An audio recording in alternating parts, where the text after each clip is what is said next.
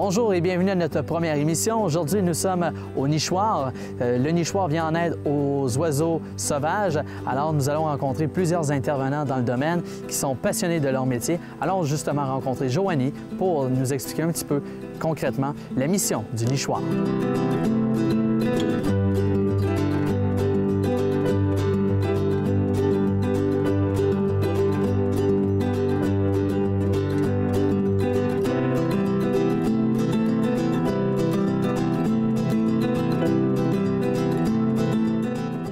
On est en compagnie de Joanie, coordonnatrice de l'éducation pour le nichoir. Joanie, parle-moi un petit peu de la mission du nichoir. Bien, en fait, la mission, c'est de conserver les oiseaux en tant que patrimoine naturel pour les autres générations. Donc, on est un centre de conservation des oiseaux sauvages. Donc, pour ça, en fait, on va faire deux choses principales. Donc, la première, ça va être la réhabilitation. Donc, un oiseau blessé ou orphelin que les gens vont trouver, vont les amener ici. Que vous allez traiter par la suite. Exactement, traiter ou élever dépendamment si c'est seulement un bébé. Et le but, c'est vraiment de les retourner dans la nature. Une deuxième grande partie de ce qu'on fait, ça va être l'éducation. Donc, on va faire des kiosques, on va aller dans les écoles, on va faire des conférences, donc vraiment aider les gens parce que beaucoup des raisons pourquoi on reçoit un oiseau ici, c'est à cause de la présence humaine, des voitures, des fenêtres, des chats. Donc, c'est toutes des choses qu'on peut aider juste en faisant quelques petites actions faciles. Comment un oiseau finit par retomber ici, que ce soit suite à, comme tu as dit, que ce soit un bébé que vous allez parrainer pour par la suite ou peut-être même suite à une blessure ou quelque chose de plus spécifique là, face à l'espèce? Il y a vraiment beaucoup de différentes raisons. Les raisons principales pour les blessures, ça va être les attaques de chats en premier, c'est la plus grande raison. Et les collisions avec les fenêtres, c'est la deuxième. Ensuite, on a beaucoup de collisions avec les voitures aussi. Mais pendant l'été, on a beaucoup juste des bébés qui vont revenir ici. Donc souvent, soit le nid est tombé de l'arbre avec le vent, ou souvent, on va recevoir des oiseaux que moi, j'appelle les adolescents. En anglais, il y a un terme qui s'appelle fledgling. On n'en a pas de terme vraiment comme ça en français. C'est un oiseau qui vient de quitter le nid, qui est au sol pour apprendre à voler. Donc les gens le voient au sol, pensent qu'il est blessé parce qu'il ne peut pas voler, mais l'oiseau est en parfaite santé. Et ses parents, en fait, continuent à le nourrir pour la prochaine semaine, 2 semaines, qui vont avoir besoin pour apprendre à voler. Donc ça, c'est une des raisons aussi qu'on va beaucoup avoir d'oiseaux. Vous êtes 2 personnes à temps plein ici, toi et la directrice générale. Et il y a beaucoup de bénévoles pour justement accomplir différentes tâches. Là. Comment ça fonctionne pour devenir bénévole? Est-ce qu'il y a des formations qui sont demandées pour pouvoir venir vous aider, pour vous donner un coup de main? Il n'y a rien vraiment de spécifique. On a vraiment des bénévoles de partout, de tous les horizons. Les bénévoles, c'est vraiment juste des gens qui sont intéressés à aider, qui peuvent nous appeler. On a toujours une journée d'orientation des bénévoles au début de l'année, mais même au milieu de l'été, quelqu'un dit « j'appelle, je serais intéressé à faire du bénévolat ».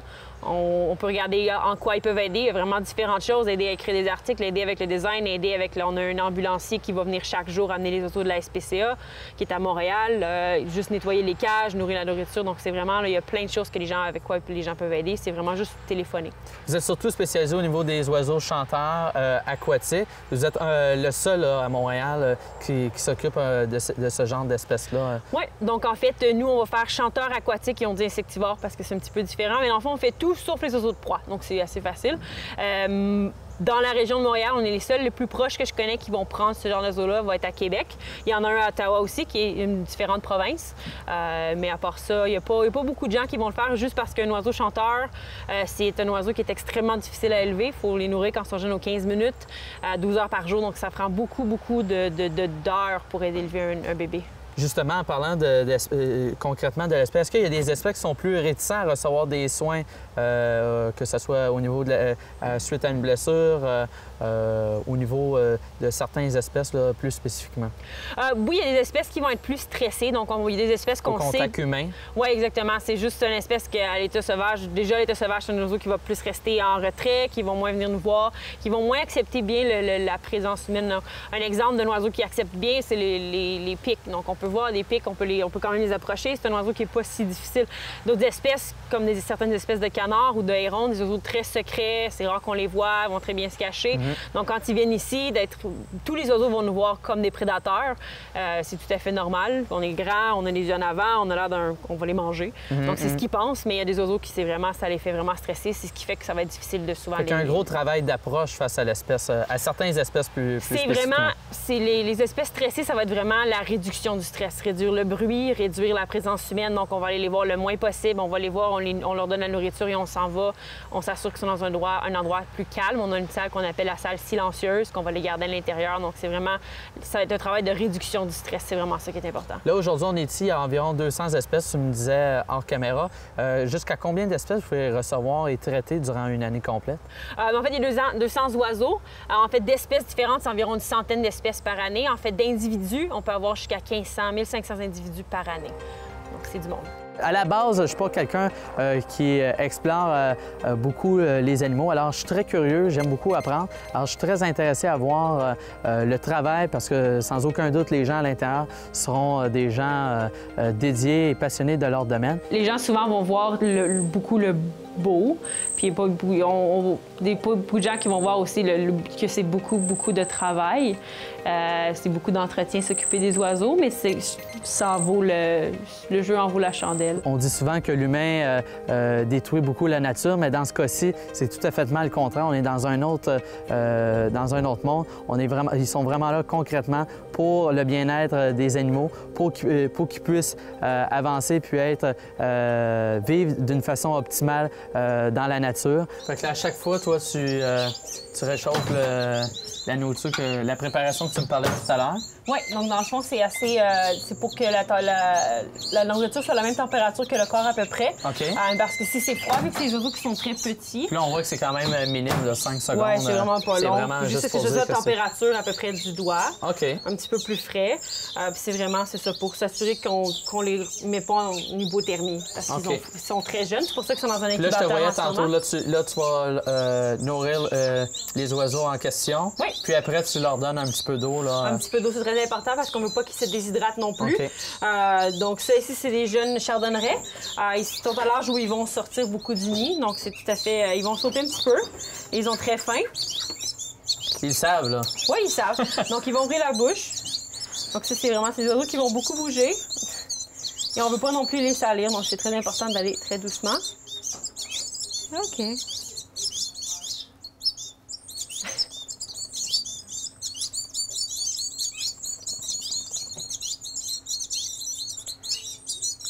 Puis la quantité varie aussi selon l'âge, j'imagine. Oui, puis la grosseur. Donc, ces oiseaux-là, cette grosseur-là, ils vont avoir quelques gouttes. Parce qu'eux, ils ont quelques semaines, là, tu me disais. Hein? À peu près une semaine et demie.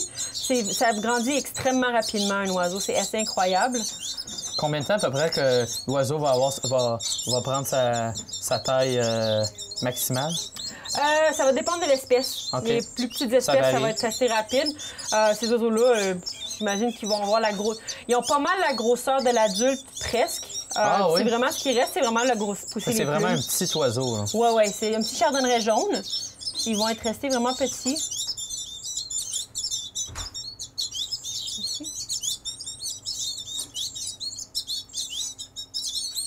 Puis on va voir sur le côté, c'est un petit peu plus difficile à voir, mais ils vont avoir une petite poche sur le côté qui va stocker la nourriture. OK. Donc ça, quand on voit que c'est plein, bien, ils ont assez mangé. Et là, à quel temps, combien de fois par jour vous les nourrissez? Ceux-là sont aux 45 minutes, 12 heures par jour. Puis ça varie plus l'espèce grandit? Oui, dans le fond, plus l'oiseau est vieux, moins il va être nourri souvent parce qu'ils vont commencer à manger par eux-mêmes. Oui, donc bientôt, ceux-là, quand ils vont sortir de l'incubateur, on va on va leur donner un petit peu de nourriture qui commence à manger par eux-mêmes. Tu me disais que c'est environ, une fois que c'est environ, c'est espacé aux 45 minutes, là, ils commencent à manger après ça. Normalement, c'est quand on les déplace vers la cage. Là, on va commencer à donner la nourriture. Donc, on peut voir les cages autour de nous, les filets. Ils ont déjà un petit peu de nourriture. Donc, ils vont s'essayer. Donc, à un certain âge, ils sont comme, ça a l'air intéressant. Ils voulaient plus de nourriture que d'eau, hein? Oui. Donc, en nature, le parent ne leur donnera pas d'eau. Donc, la nourriture va être différente de ce qu'on leur donne. La nourriture, ils vont avoir assez d'eau dans leur alimentation que normalement, ils n'ont pas besoin d'avoir de l'eau. Donc, les parents ne vont pas arriver avec une goutte d'eau. Donc, pour nous, c'est juste que cette alimentation-là, c'est un petit peu différent de ce que les parents vont faire, ou c'est très différent. Donc, c'est important de leur donner toujours de l'eau. Le mélange de nourriture, est-ce que c'est le même mélange pour toutes les espèces d'oiseaux ou ça varie? Beaucoup des espèces, oui, mais ça va évidemment varier. Il y a des espèces qu'on va prendre ce mélange-là, mais qu'on va rajouter des choses dedans. C'est quelque chose qui est très, très riche en protéines. Puis c'est parce que tous les oiseaux, en fait, la majorité des oiseaux du Québec vont nourrir leurs bébés avec des insectes qui sont très riches en protéines. Donc, par exemple, on a des jaseurs, les jaseurs vont avoir ce mélange-là, mais ils vont aussi avoir beaucoup de fruits parce que sont très frugivores. Donc, on va varier un petit peu, mais la base est souvent la même pour certains oiseaux, mais pas tous. Les très insectivores vont avoir ça en plus d'avoir des insectes.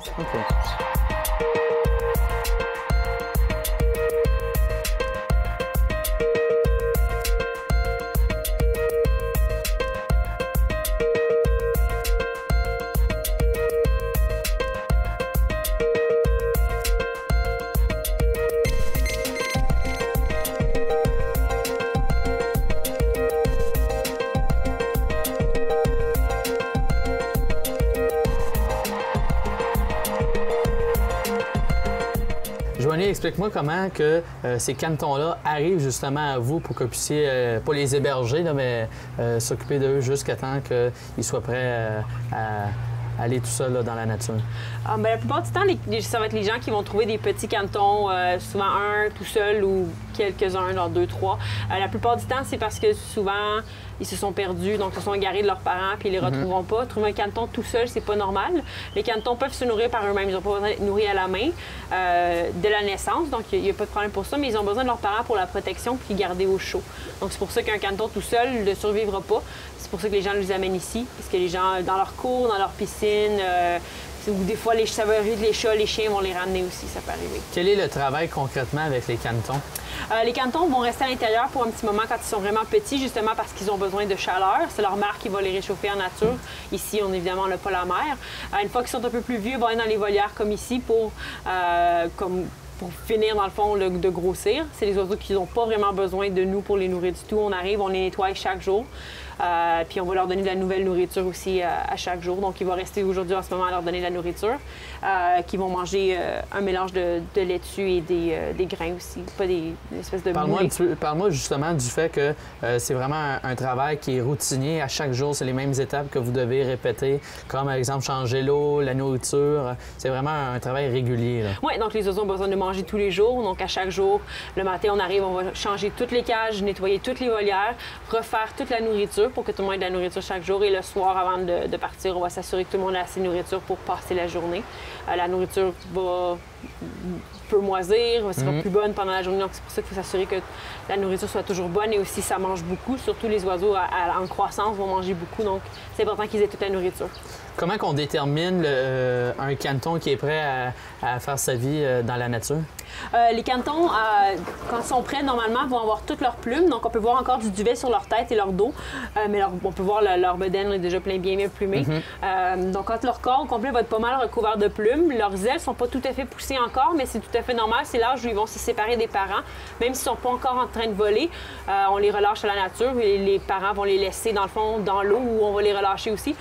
Puis, ils sont parfaitement capables de se débrouiller sans être tout à fait capables de voler encore. Et ça va venir dans les semaines qui vont suivre. Effectivement, parce que hors caméra, tu me disais qu'ils sont à un stade d'être sur le point d'être libérés là, dans la nature. Oui, ces canetons-là, ils n'ont pas de temps, ils ne passeront pas beaucoup de temps encore ici. Je voudrais probablement 1 semaine et demie, 2 semaines là, à peu près, au max, ils vont être partis. Joanie, comment que vous procédez à la libération des canetons? Ça va vraiment dépendre de l'espèce. Ces canetons-là, c'est des canards colverts qui sont trouvés assez couramment. On va toujours s'assurer d'avoir un endroit où cette espèce-là a déjà été vue. Donc, par exemple, en ce moment, on a un harle, qui est une espèce de canard assez spécifique, qui ne sont pas retrouvés partout. Donc, on s'assure d'avoir un endroit où il y a déjà des harles. Les colverts, c'est un petit peu partout. On sait où des endroits où il y en a eu. Donc, on va souvent les relâcher en groupe. Ils vont être beaucoup plus sécuritaires en groupe. Et ils vont toujours rester en groupe dans la nature. Donc, on ne veut pas non plus les stresser. Donc, on va prendre pas mal tout le monde qui est prêt. On va ouvrir les cages dans l'eau et tout le monde est parti. Est-ce que les canetons est une espèce qui migre lors de la saison hivernale? Les canards, oui. Donc ça, c'est des canards colverts. C'est une espèce qui est la plus commune qu'on a. C'est une espèce qui originalement migrait la plupart du temps. Mais en ce moment, on va voir de plus en plus de canards colverts qui vont rester en hiver. Pour différentes raisons, on n'est pas très sûr. Ça peut être le changement climatique. Ça peut être également le fait que beaucoup de gens vont les nourrir en hiver. Donc, il n'y a pas rien de scientifique qui est testé, mais ça, c'est des théories que beaucoup de gens vont avoir parce que les gens vont leur donner de la nourriture et ils vont rester. Malheureusement, des fois, ça peut avoir des mauvais effets sur eux, comme l'hiver qu'on a eu qui était extrêmement froid. On a eu beaucoup de cas d'engelure aux pattes parce que les canards sont restés. Donc, ça peut être dommageable pour eux aussi. En fait, moi, quand j'ai commencé ici, j'étais étudiante, puis je ne voulais pas du tout aller avec les oiseaux. Les oiseaux, ça ne m'intéressait pas, c'était pas mal toute la même chose. Puis c'était offert comme un travail d'été. Fait que j'ai dit, bon, je vais travailler avec les animaux. Un premier pas vers les mammifères et tout ça, ce qui m'intéressait. Puis quand vraiment j'ai commencé à travailler ici, c'est tellement fascinant. Comme monsieur, madame, tout le monde, j'ai eu la chance de rencontrer des oiseaux ici et là en pleine nature, mais de les rencontrer de si près, de voir comment ils sont réceptifs au niveau de la nourriture. Bien entendu, c'est comme si tu donnerais du chocolat à un enfant. Ils sont incroyables à voir, surtout lorsqu'on a vu des oiseaux si petits qui avaient quelques jours, quelques semaines. Très impressionnant de voir ça. Ce qui me motive vraiment, c'est relâcher les oiseaux, de les voir s'envoler, mais moi aussi, je fais beaucoup d'éducation, puis j'adore vraiment parler avec les gens qui sont vraiment intéressés chez les oiseaux, de leur apprendre des choses. J'adore ça, juste leur en discuter. Les enfants qui découvrent les oiseaux, puis qui adorent, genre juste, tu leur parles, puis qui sont super fascinés, j'adore vraiment ça aussi.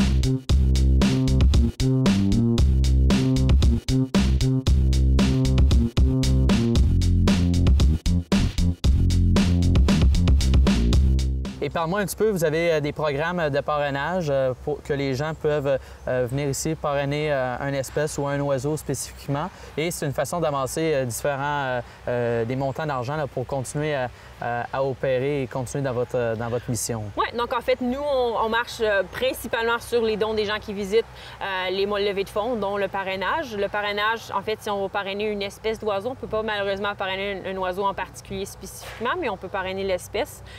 Et ça va l'aider pour le soin de ces oiseaux-là, donc la nourriture, les soins médicaux, dépendamment. Puis ça va inclure, les gens peuvent venir faire une visite par la suite, ils vont recevoir un certificat. Donc c'est une façon pour nous, dans le fond, d'aider les oiseaux qu'on a en ce moment. Est-ce que les gens peuvent arriver ici à l'improviste pour venir voir les lieux, visiter les différentes espèces, les oiseaux sur le site du nichoir? Oui, donc pour les gens qui sont seuls ou en couple, donc des petits groupes, les gens peuvent juste venir en 10 et 4, venir faire une visite qui est guidée par eux-mêmes. Donc, ils font juste faire le tour par eux-mêmes. S'ils ont des questions, ils peuvent les poser, mais on ne va pas les suivre pour faire la visite.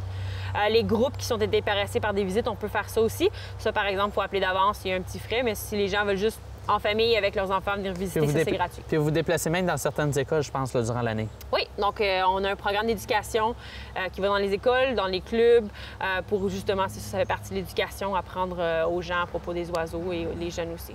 Comment ça fonctionne l'hiver ici? Parce que là, on voit les différentes nichoirs aux différents endroits. On voit que l'isolation, c'est peut-être pas la meilleure chose jusqu'à présent. Comment ça fonctionne l'hiver? Est-ce que vous devez réaménager? Est-ce que vous déménagez dans d'autres locaux en période hivernale? Oui, donc c'est ça. Malheureusement, pour l'instant, on est dans une grange qui est assez âgée, donc c'est pas très bien isolé. En hiver, c'est pas bon pour nous, pas bon pour les oiseaux, c'est trop froid. Donc, il faut déménager en hiver. On va toujours prendre les oiseaux. Donc, même les gens, quand trouvent un oiseau, même en hiver, on va le prendre quand même. Heureusement, c'est probablement que ça arrive à une fin. Donc, on va avoir un nouveau centre qui va être installé, en fait, juste ici, qui va être construit probablement dans l'année qui s'en vient ou qui va être hiverné. Donc, on va pouvoir rester là à l'année puis accueillir les oiseaux vraiment tout le temps. Parce que c'est un travail, le nouveau centre là, que vous voulez ouvrir, c'est un travail que vous travaillez depuis très longtemps sur le projet. Vous êtes sur le point là, de terminer. Je pense qu'il vous manque 100 000 là, pour finaliser le projet. Honnêtement, je ne suis pas tant impliquée dans les levées de fonds exactement pour ça. La dernière chose que j'ai entendue, c'était ça, oui. Mais probablement qu'on doit approcher du but là, dans les récentes semaines. J'ai pas eu de tant de nouvelles. Je suis plus impliquée dans l'éducation que le centre en tant que tel. Mais oui, je sais qu'on s'approche. Joanie, lorsque j'ai visité votre site Internet, j'ai appris quelque chose. Moi, je pensais que c'était... je faisais un bon coup lors de ma jeunesse. C'est pas vraiment optimal de donner du pain aux oiseaux. Non, c'est vraiment commun que les gens... C'est comme un mythe, finalement. Oui, c'est ça. Donc, c'est vraiment commun que les gens, c'est dans la culture que les oiseaux mangent du pain. Et c'est très mauvais pour les oiseaux. Donc, le pain, c'est vide. Il n'y a pas peu de nutriments.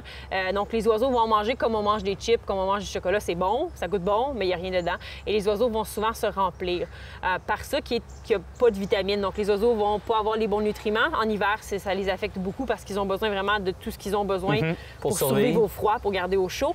C'est vraiment très mauvais pour les bébés oiseaux. Donc, on va avoir des problèmes de déformation. Donc, les oiseaux vont pousser avec des ailes déformées qui vont les empêcher de voler à vie en mangeant du pain en tant que bébé. Donc, c'est vraiment très mauvais. On a même ici eu des cas aussi d'oiseaux qui sont arrivés, qui sont décédés. On voulait savoir pourquoi. Donc, on a fait des nécropsies. Puis on a découvert en fait que l'oiseau avait des boules de pain qui étaient coincées dans leur œsophage et qui a fait que l'oiseau est décédé de ça. Donc, c'est vraiment pas bon du pain. Alors, pour les gens qui nous ont écoutés, ils ne donneront plus jamais de pain aux oiseaux. Non.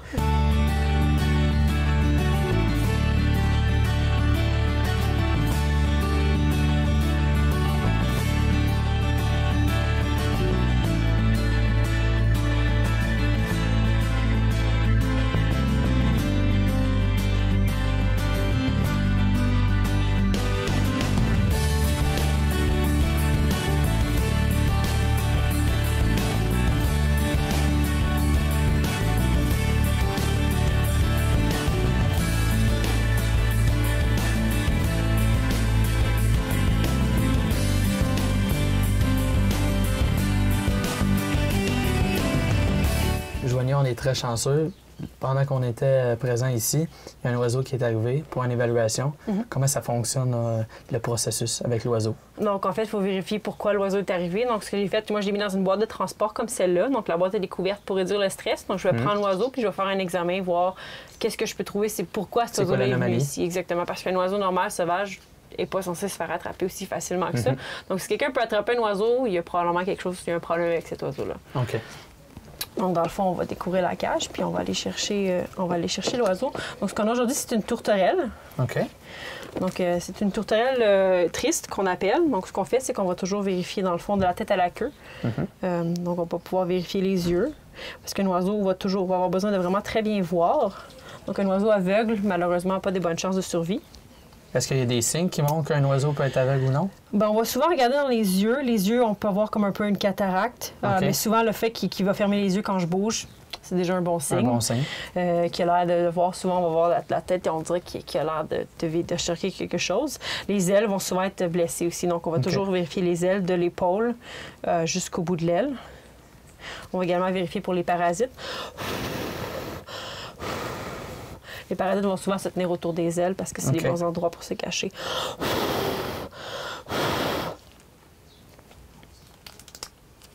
Donc, on vérifie les deux ailes. Là, est-ce que c'est toujours les mêmes étapes, peu importe le type d'oiseau? Peu importe l'oiseau, on va aller de la tête à la queue. Ça va nous permettre de vérifier s'il y a un problème. On va vérifier aussi la colonne vertébrale. Si on fait une collision avec une fenêtre, la colonne peut être affectée. Donc, on va toucher la colonne. Est-ce que c'est assez récurrent que des oiseaux tombent en collision avec des fenêtres? C'est la deuxième raison la plus commune d'admission. Ça va être les collisions. Donc, on peut voir ses pattes aussi vont bien fonctionner. Ça, c'est un autre symptôme de collision avec les fenêtres. Et aussi les chats. Donc, les chats, quand ils vont attraper un oiseau, souvent la queue va manquer et les pattes vont être étirées. Donc, les chats vont souvent attraper. L'oiseau essaie de s'en aller, ils vont attraper la queue en premier ou les pattes. Et les pattes. Donc, je regarde ici, dans le fond, les oiseaux ont un bréchet. Donc, je regarde la quantité de gras, la quantité de muscles. Si l'oiseau n'a pas assez bien mangé, on va très bien voir le gras et le muscle. On va voir qu'il va en manquer. Les plumes qui manquent à la queue ici, ça peut être une indication d'attaque de chat. On peut voir les plumes de queue manquent. Ça peut être aussi juste une mue. On va voir les plumes sont cassées. Ça peut être un chat. Puis, on vérifie vraiment partout où on peut voir s'il n'y a pas de... petits trous. Est-ce que cet oiseau-là, actuellement, il semble quand même réceptif à... Il n'aime pas trop ça, mais ça, c'est la prise dans laquelle on va toujours prendre les oiseaux. C'est une prise où j'ai vraiment un bon contrôle de l'oiseau. Donc, je sais que l'oiseau, il ne va pas s'échapper. Donc, je n'ai pas vu tant de problèmes. On va faire un examen plus approfondi. La queue, ça peut m'indiquer, comme j'ai dit, une attaque de chat. On va voir aussi comment l'oiseau évalue. Une attaque de chat, on va toujours leur donner un antidouleur pour contre les attaques de chat et un antibactérien parce que la salive de chat, c'est il y a beaucoup de bactéries. Donc, ça peut les affecter. Et là, lorsque tu termines, c'est la même chose. chose. Exactement. Donc, je remets dans la boîte et j'ai fait mon examen. Je sais qu'est-ce que j'ai vu. J'ai vu que, bon, il manque une coupe de plumes. C'est peut-être une attaque de chat. Souvent, si on a des doutes, on va pouvoir les mettre sur un antibiotique par prévention. Par prévention. Puis ce qu'on va faire aussi, c'est que si j'avais vu qu'il y avait une aile de blessé, j'aurais pu faire un bandage à l'aile. Des fois, ça peut être des cas aussi qu'on n'est pas trop sûr. Donc, on a aussi des vétérinaires sur notre permis. Pour avoir un permis de centre de réhabilitation, ça prend un vétérinaire. Donc, ça prend en fait des permis pour avoir des oiseaux sauvages. Nous, on en a 4 différents pour faire ça. Donc, mais les vétérinaires vont venir nous aider pour des cas plus compliqués. Spécifiques. Oui, donc les vétérinaires vont également venir chaque semaine faire un tour, nous aider si on a des questions sur les médicaments, sur certains cas, ou si on a un cas, genre aujourd'hui j'ai un cas spécial, je peux appeler mon vétérinaire et lui demander des questions, ce genre de choses-là. C'était très, très agréable de voir toutes les connaissances qu'elle avait, puis elle semblait très intéressée à nous faire découvrir l'une de ses passions pour les animaux, dont les oiseaux. Alors, ça fut très agréable d'en apprendre davantage. J'ai vraiment aussi beaucoup tombé en amour, si vous voulez, avec les oiseaux marins, donc les goélands, ce que beaucoup de gens vont appeler les mouettes. Ça a vraiment été mon coup de cœur d'oiseau. J'adore ces oiseaux-là. Même si beaucoup de gens, c'est vraiment un oiseau dégueu ou puis un oiseau qui est trop là, puis tout ça. C'est un oiseau qui est très, très beau quand on apprend à le regarder vraiment, puis qui a vraiment beaucoup de caractère aussi. J'ai la curiosité, sans aucun doute, j'aurais le dévouement, mais peut-être pas la passion nécessaire pour vivre toute une carrière de peut-être 30-40 ans dans le métier, mais rien ne leur enlève que c'est un travail très, très intéressant, exceptionnel, et je pense que les oiseaux et la nature ont besoin des gens comme eux qui sont dédiés à eux pour prendre soin et de faire évoluer leur espèce continuellement pour le restant de leur jour. Joanie, coordonnatrice à l'éducation, merci beaucoup, ça fait un plaisir, ça fut très agréable. Qu'est-ce qu'on peut te souhaiter pour la fin de l'été, avant de déménager pour l'hiver? Avant de déménager, moins d'oiseaux malades, puis beaucoup de relâche. Merci beaucoup, ça fut très intéressant. Merci beaucoup. Et moi qui mange dans ton cœur, et toi qui s'assois sur ma fleur.